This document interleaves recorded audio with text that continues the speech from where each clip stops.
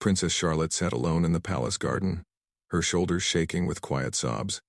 The morning sun cast long shadows across the perfectly manicured lawn, but she barely noticed the beauty around her. In her trembling hands, she held a faded photograph of her grandmother, Queen Isabella, who had passed away just 3 days ago. The funeral had been a grand affair, watched by millions around the world. Charlotte had tried her best to remain composed during the ceremony, but the cameras had caught every moment of her grief. When she finally broke down during the eulogy, clutching her mother's hand and crying openly, the images spread across the internet like wildfire. What started as sympathy from the public quickly turned into something much darker. Social media platforms buzzed with cruel comments about the young princess. Anonymous users mocked her tears, created memes from her most vulnerable moments, and questioned whether her grief was genuine or just an act for attention. "Look at the spoiled princess crying," one viral post read, accompanied by a distorted image of Charlotte's tear-stained face. "Must be nice to have such an easy life that losing one person breaks you completely." Another popular meme showed her crying face next to images of people in poverty, with text that read, "Meanwhile, real people have real problems." The comments sections were filled with even worse remarks, some questioning her right to grieve publicly when she lived in luxury. Charlotte had discovered these posts when her friend Emma showed her the trending hashtags on Twitter. Emma thought Charlotte should know what people were saying, but seeing the mockery had crushed what little spirit she had left after the funeral. The princess had spent the last 2 days avoiding social media entirely, but the damage was already done. Captain James Morrison, head of the Royal Protection Unit, noticed the change in Charlotte immediately. For 5 years, he had been responsible for her safety, watching her grow from a carefree teenager into a young woman preparing for her future royal duties. He had seen her laugh at silly jokes, get excited about charity work, and handle public appearances with growing confidence. But now, she seemed like a shadow of herself. James had served in the military for 15 years before joining the Royal Protection Team. He had seen combat, lost friends, and understood grief in ways that most people never would. When he looked at Charlotte now, he didn't see a spoiled princess. He saw a young woman dealing with loss, while the whole world watched and judged her every emotion. The other staff members whispered about the princess's changed behavior. She barely ate her meals, declined most public engagements, and spent hours alone in places where she thought no one could see her cry. Her parents, the Duke and Duchess, tried their best to comfort her, but they were dealing with their own grief over losing the Queen. James found Charlotte in the garden that morning during his routine security check. She was sitting on a stone bench near the rose garden, the same spot where she used to have tea with her grandmother every Sunday. The sight of her hunched figure, still in her black mourning dress, made something twist in his chest. "Your Highness," he said softly, approaching carefully. "Is everything all right?" Charlotte quickly wiped her eyes and tried to compose herself. "Oh, Captain Morrison, I'm fine, thank you. Just getting some fresh air." But James could see right through her attempt at normalcy. Her eyes were red and puffy, and her hands were still shaking slightly. He had been trained to notice details, and everything about her posture screamed that she was far from fine. "Ma'am, if I may," James said, his voice gentler than his usual professional tone. "I've noticed you seem upset lately. More than what would be expected after the funeral." Charlotte looked up at him, surprised by his directness. Most of the staff maintained a careful distance, speaking only when spoken to and never commenting on personal matters. But there was something in Captain Morrison's eyes that made her feel like he genuinely cared. Not just because it was his job. "People are saying terrible things about me," she whispered, her voice breaking. "About how I cried at grandmother's funeral. They think I'm weak and spoiled." James felt a surge of anger, but he kept his expression calm.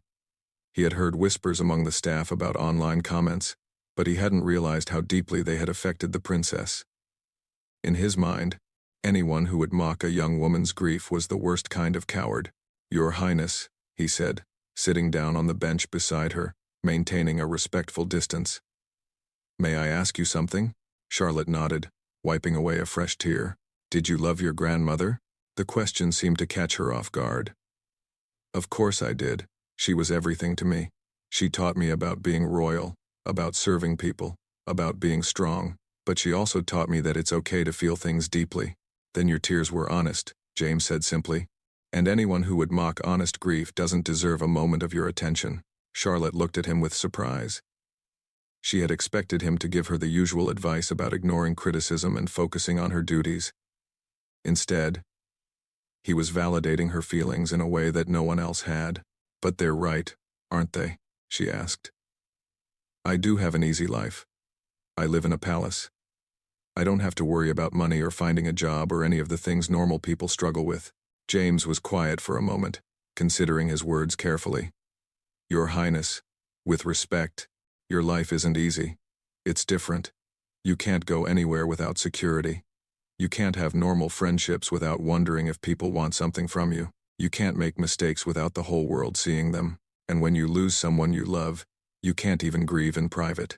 His words hit Charlotte like a revelation. She had never thought about her life that way before. All her life, people had told her how lucky she was, how privileged, how easy her existence must be. But Captain Morrison saw the isolation, the pressure, the impossible standards she was held to. The people making those comments, James continued, they're hiding behind screens, saying things they would never have the courage to say to your face. They don't know you. They don't know that you spend your weekends visiting hospitals and homeless shelters. They don't know that you cry when you read letters from children in poverty, or that you've convinced your parents to donate millions more to charity than they originally planned. Charlotte stared at him in amazement. She had no idea that he paid such close attention to her charitable work, or that he understood the emotional toll it took on her to see suffering and feel helpless to fix everything at once. How do you know all that? She asked. It's my job to protect you, James replied. That means I pay attention. And what I see is a young woman who cares deeply about others, who works hard at her duties, and who loved her grandmother enough to cry at her funeral. There's nothing shameful in any of that. For the first time in days, Charlotte felt a small spark of her old self returning.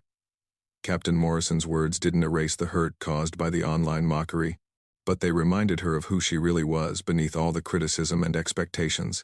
Thank you, she said quietly. I didn't realize how much I needed to hear that. James nodded, standing up and resuming his professional posture.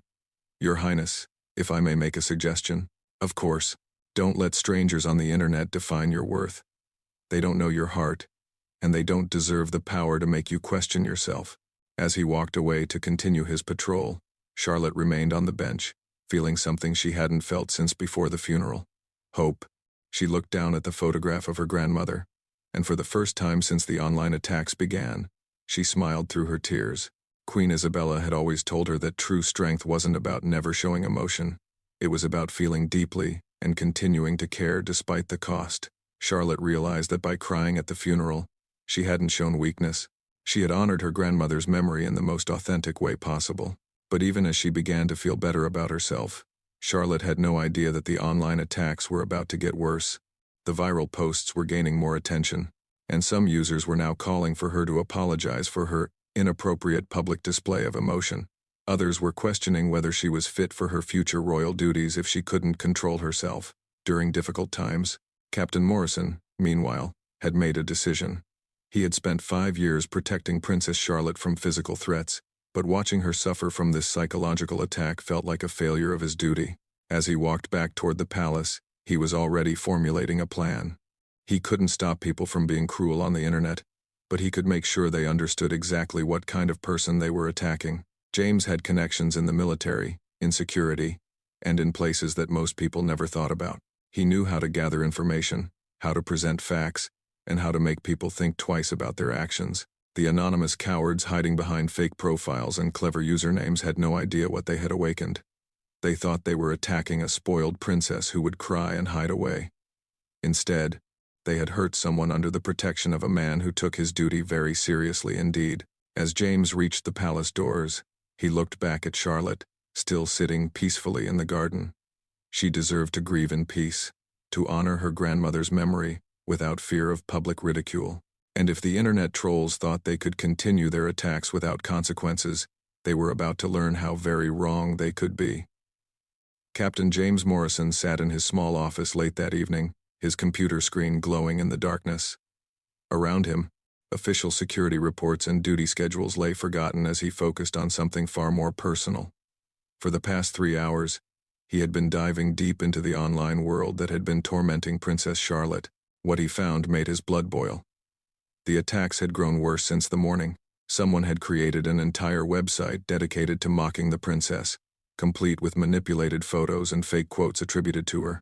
The comment sections were filled with increasingly vicious remarks, and the hashtag #CrybabyPrincess was trending worldwide.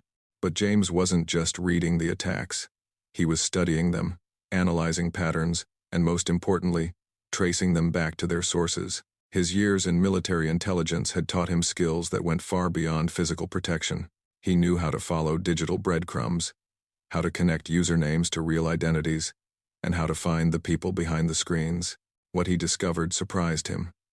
Many of the most vicious comments weren't coming from ordinary citizens expressing genuine frustration. Instead, they were being posted by a coordinated group of accounts, many of them fake, all pushing the same narrative. Someone was deliberately orchestrating this attack on Charlotte's character. The ringleader appeared to be a man named Marcus Webb, a failed journalist who had been trying for years to get access to the royal family for an exclusive story. When his requests were repeatedly denied, he had turned bitter, writing increasingly hostile articles about the monarchy for obscure online publications. Now, it seemed, he had found a way to get revenge. Webb had created dozens of fake social media accounts, all posting similar attacks on Charlotte. He had also reached out to real users, encouraging them to join the mockery and providing them with talking points and memes to share. The organic outrage that James had initially assumed was actually a carefully manufactured campaign, but Webb hadn't been careful enough. James found connections between the fake accounts, traced IP addresses, and even discovered planning conversations on private forums. By midnight, he had built a complete picture of the conspiracy against Charlotte, complete with evidence that would hold up in any court.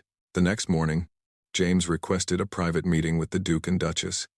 He found them in the morning room, looking exhausted and worried as they discussed how to help their daughter through this difficult time. "Your Graces," James said formally, "I need to brief you on a security matter regarding Princess Charlotte." The Duke looked up sharply. "Has there been a threat?" "In a manner of speaking, yes," James replied. He had prepared a careful presentation, laying out his findings without revealing exactly how he had obtained the information. "The online attacks on Her Highness aren't organic public sentiment. They're being coordinated by a group led by Marcus Webb, a journalist with a history of hostility toward the royal family." The Duchess gasped. "You mean this is deliberate? Someone is specifically targeting our daughter?" "Yes, ma'am.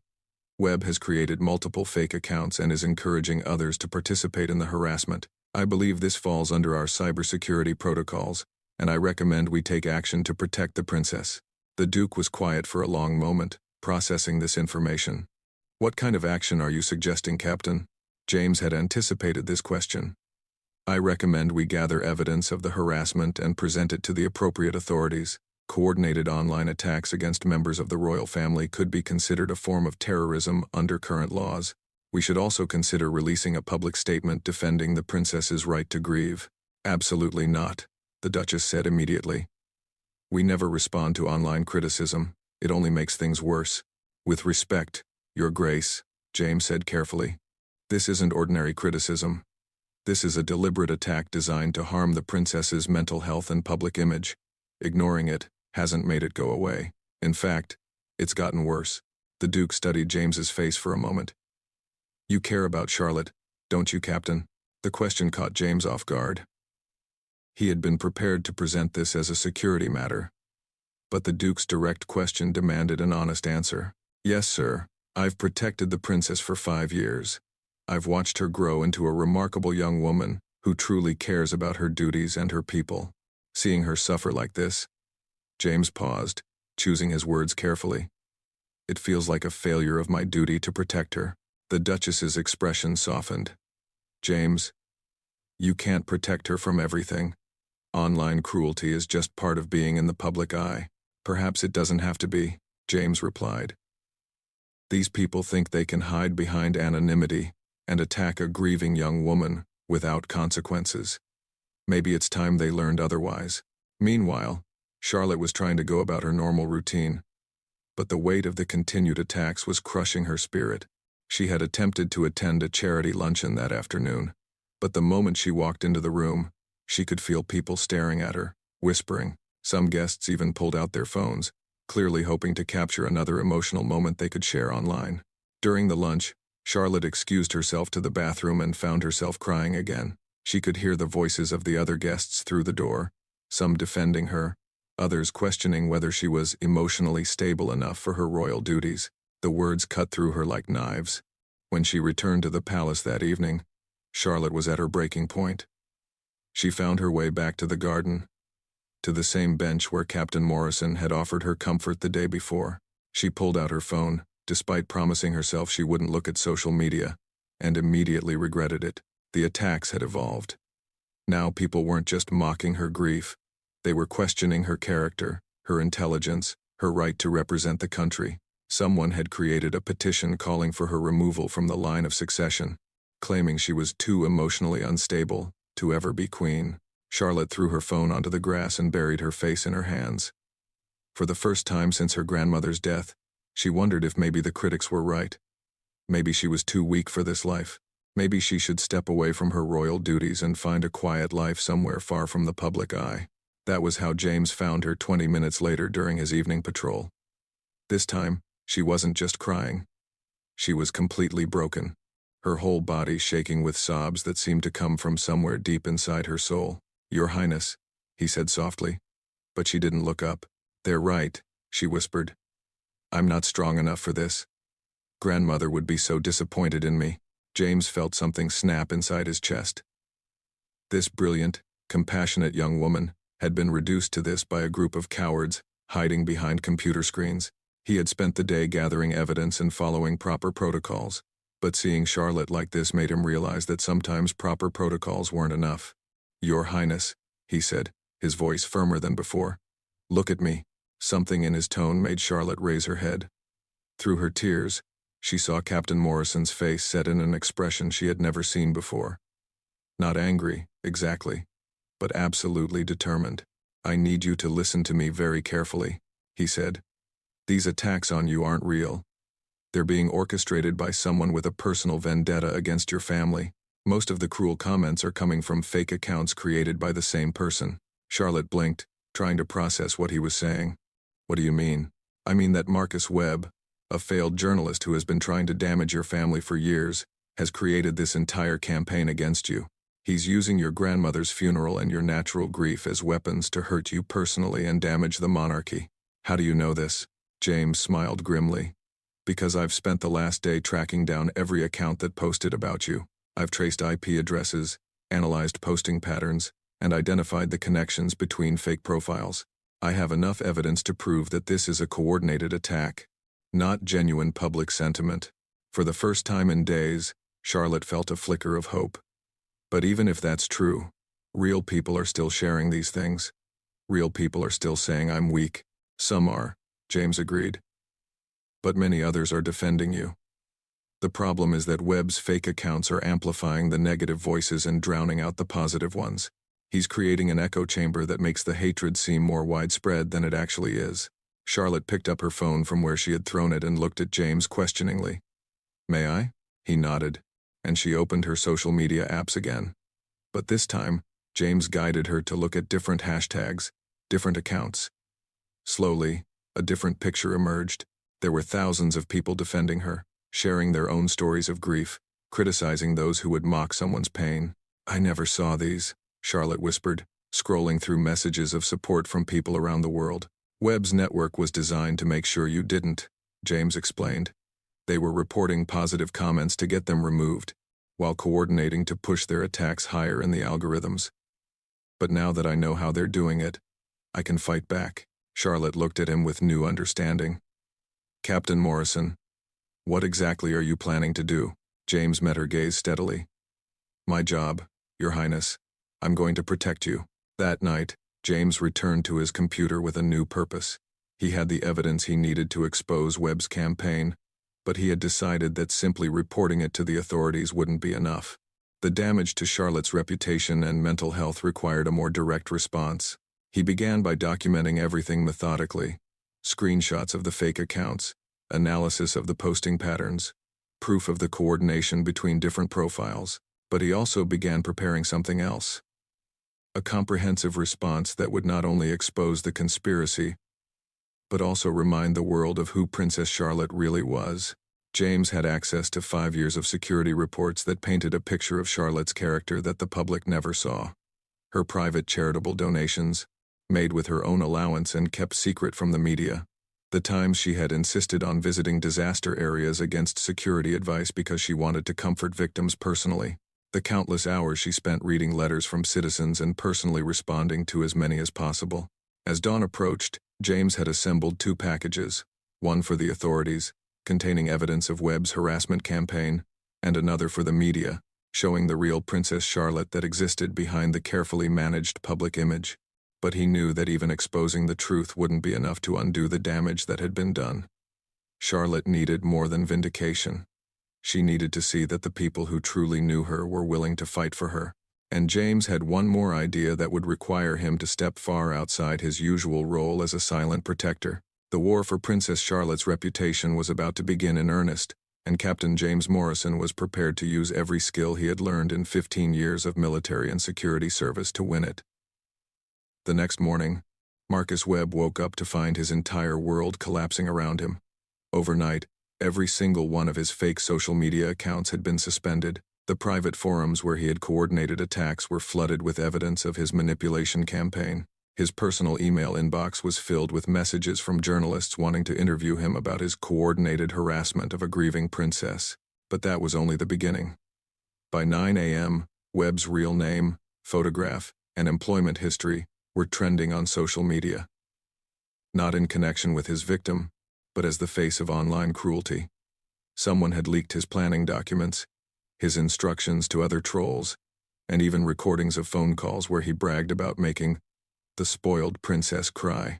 Webb frantically tried to contact his network of collaborators, but most had already distanced themselves from him. Those who did respond were furious, claiming they had been misled about the scope and nature of the campaign.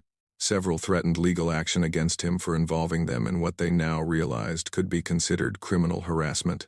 By noon, the story had been picked up by major news outlets around the world. Failed journalist behind coordinated attack on grieving princess, read the headline in The Times. Other publications were even less kind, with some calling it the cruelest campaign, and how one man's jealousy became a princess's nightmare.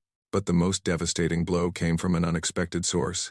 A military news blog, followed primarily by current and former service members, published a detailed analysis of Webb's campaign alongside a very different story about Princess Charlotte. The article, titled Protecting Those Who Serve Others, was written by someone identified only as a Royal Protection Officer. It methodically dismantled Webb's attacks while presenting a 5-year record of Charlotte's private charitable work, her personal sacrifices, and her genuine commitment to serving others. The author revealed details that had never been made public. Charlotte personally answering letters from terminally ill children at 2 a.m. because she couldn't sleep knowing they were suffering. Her insistence on using her own money, not royal funds, for spontaneous charitable donations. The time she had given her designer coat to a homeless woman during a winter walkabout and spent the rest of the event shivering in just a thin dress. I have spent 5 years protecting Princess Charlotte, the article read, and in that time I have never seen her put her own comfort before the needs of others. The young woman who cried at her grandmother's funeral is the same one who holds the hands of dying patients in hospital wards when she thinks no cameras are watching. Her tears were not weakness. They were proof of a heart that feels deeply for others. The response was immediate and overwhelming. Within hours, Protect Charlotte was trending worldwide, pushed by thousands of users sharing their own stories of the princess's kindness. Military veterans spoke about her visits to wounded soldiers. Charity workers revealed her behind-the-scenes involvement in their organizations. Even former palace staff broke their usual silence to defend her character. But perhaps most powerfully, ordinary citizens began sharing their own experiences with grief, explaining how Charlotte's tears had made them feel less alone in their own losses. She showed us that even princesses cry, wrote one user. And that made it okay for the rest of us to grieve honestly too. Charlotte learned about the dramatic overnight change when her phone started buzzing with messages from friends and family. At first, she was afraid to look, expecting more attacks, but Emma, her closest friend, called her directly. "Charlotte, you need to see what's happening online," Emma said, her voice filled with excitement. Someone exposed the man behind all those awful posts. It was all fake, just like Captain Morrison said. Charlotte rushed to her computer and spent the next hour reading article after article about Marcus Webb's campaign and its exposure. She saw the evidence of the fake accounts, the coordinated nature of the attacks, and most importantly, the outpouring of support that was now flowing her way. But it was the military blog article that brought tears to her eyes again. This time tears of gratitude rather than pain. She recognized many of the details that could only have come from someone who had been watching her closely for years, someone who had seen not just her public duties, but her private moments of compassion and doubt. She knew immediately who had written it. Charlotte found Captain Morrison in the palace's main security office, surrounded by monitors and reports. When she entered, he stood at attention as protocol required. But she could see something different in his eyes, a quiet satisfaction, like a job well done. "Captain Morrison," she said formally, aware that other security staff were present. "I wonder if I might speak with you privately about tomorrow's schedule." "Of course." "Your Highness," he replied, following her to a small adjacent office and closing the door. The moment they were alone, Charlotte's composure cracked. "You did this," she said, not as an accusation but as a statement of amazed gratitude. "You exposed him. You defended me." James didn't deny it. "You were under attack, Your Highness. It was my duty to neutralize the threat." "This went far beyond duty," Charlotte said softly. "You didn't just stop the attacks. You showed the world who I really am." "How did you know all those things about my private charitable work?" "I've been watching you for 5 years," James replied simply. "It's my job to know where you go and what you do. But more than that." He paused, seeming to struggle with whether to continue. "I've seen you grow from a teenager into a remarkable young woman.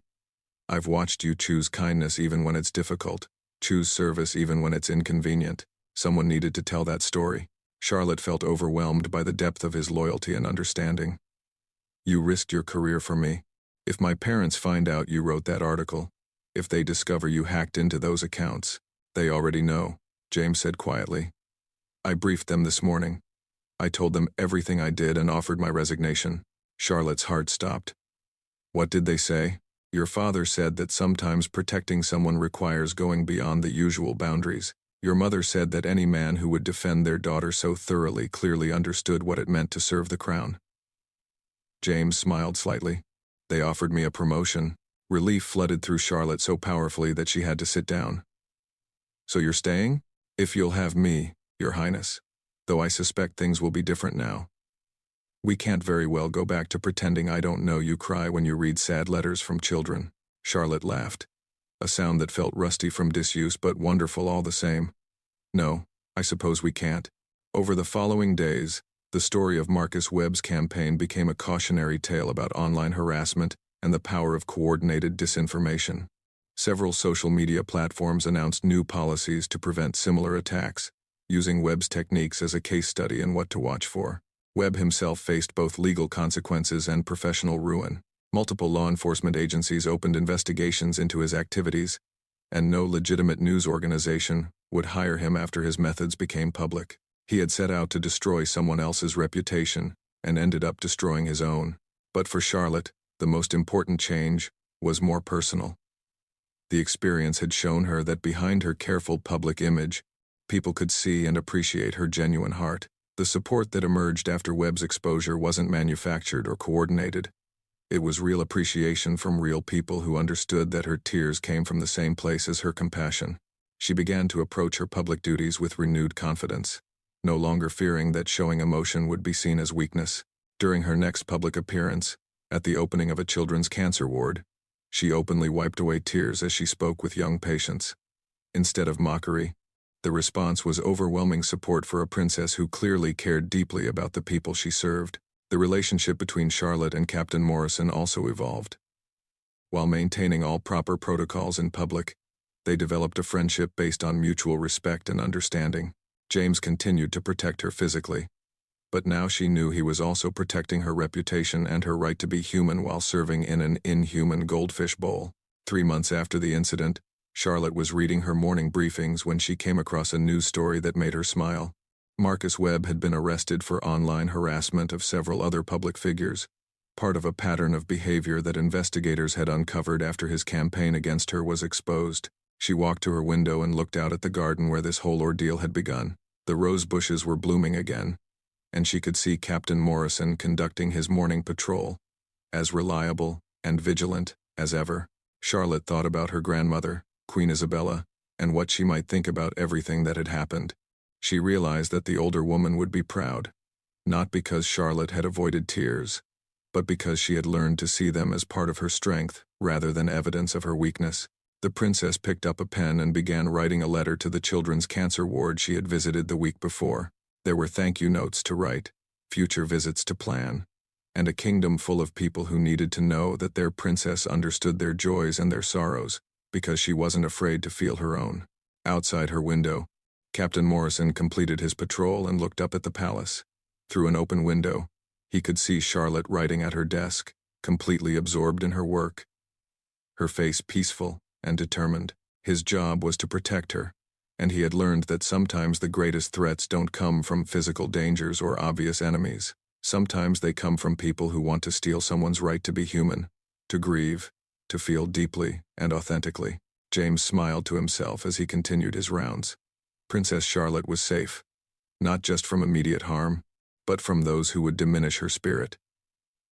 She had emerged from the attack stronger and more confident in who she was meant to be, and he would continue to stand guard, ready to defend not just her physical safety, but her right to lead with both strength and compassion.